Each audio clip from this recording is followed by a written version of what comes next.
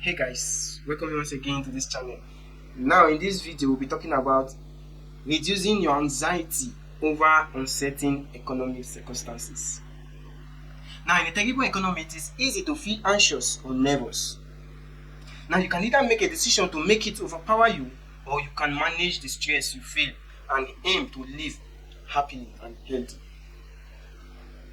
The economic situation across the globe is something that will keep everyone anxious and nervous because you are not certain of what might come next. So in a situation like this, it is always better to keep your cool and keep calm. Now it is either you make a decision to allow it overpower you, or you can manage the stress you feel in the aim to live happily and healthy. Now if you feel stressed over an economy that is not stable, you risk your own mental well-being. You risk your own mental stability. Why? Because you will be the one that will face the grunter. Now here are some tips that can help you beforehand to best manage your feelings in time of uncertain economic situation. Now the first thing you need to do is to think of what you can change and what you can't. You just have to determine what you can. In a bad economic situation, it is for you to sit and say, okay, this is what I can change and this is what I cannot change. So the moment you force yourself to change that which you cannot change, then you begin to live an anxious life. So it is better for you to change or think of what you can change and don't think of what you can't change. Sometimes they say everyone has to adapt to an economic situation. Sometimes it is very difficult, which can lead to this anxiousness and nervousness in the society. But it is much more better for you to just come to a realization of there are some certain things that you can change and there are certain things that you cannot change. So it is not something you have to kill yourself over. It is not something you have to ponder on continuously that will lead you to depression and anxiety. So you have to do your due diligence to change your financial situation for better. If there are factors that you can't control, don't let it get you down. So you have to do as much as you can for you and your family's finance and let go of what you can't control. Sometimes we pin ourselves to the wall by the things that we can't control. Why? Because we focus more on the things that we can't control rather than the things that we can control. So the moment you focus on what you can control, the thought of what you can't control won't even disturb you that much. But the moment you focus on the impossibility or the ones you can't control, then you end up weighing yourself down in an unhealthy economic situation. Another thing again that you have to put at the back of your mind, don't dwell on possible circumstances. There are some possible circumstances that we dwell on that can also affect us, that will lead to this financial stress. Now let's take for instance, you have an inkling that you might likely lose your job, or an inkling that you might likely lose money in a certain business that you indulge yourself in. Don't let it get to you.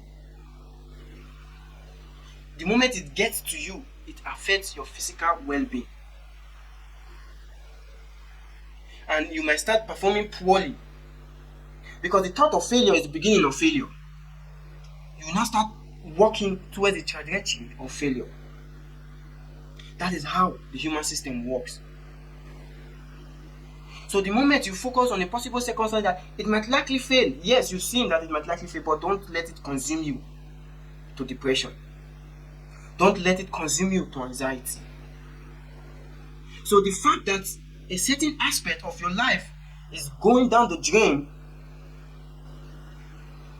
every normal human would want to focus more on it. Why? Because they are losing their well-being. It can affect you. But the best way to not put yourself in a situation whereby you'll be running from one hospital to the other looking for something that is not wrong with you is to not dwell on it that much. Because stress-related sickness is real. So just give in your best in your current situation and know that the best is the best you can give. It's the best you can give. So when things are falling apart, don't dwell so much in it. You can end up in the hospital. And there's no one that has never been a victim of these circumstances in an unhealthy economic sense. Sometimes even in our own personal finance, It happens. Whereby you put your finance into a particular investment and you see that investment going down the drain and you start pondering on it. Whoa, I've lost. I'm losing. And then that thought gets to you. It runs down your full system. You feel this certain sensation that runs down from your head down to your toe. And you feel this coldness and then this weakness. That's why you see some people, they just fall, they are not able to stand, they are not well to do, certain news that comes to you, your whole system changes. So this is one of the things that can affect you in an unhealthy economic situation. Now, another thing that you have to put at the back of your mind to reduce your anxiety in an uncertain economic situation, know when to put down the newspaper and to turn off the TV. You just have to know when to put down the newspaper and turn off the TV. It is okay to stay educated and updated on financial happenings. Know that the media can often paint fear and hidden picture. So all you have to do is give yourself an amount of time each day, to educate yourself on financial topics and then switch off, move to some calming activities.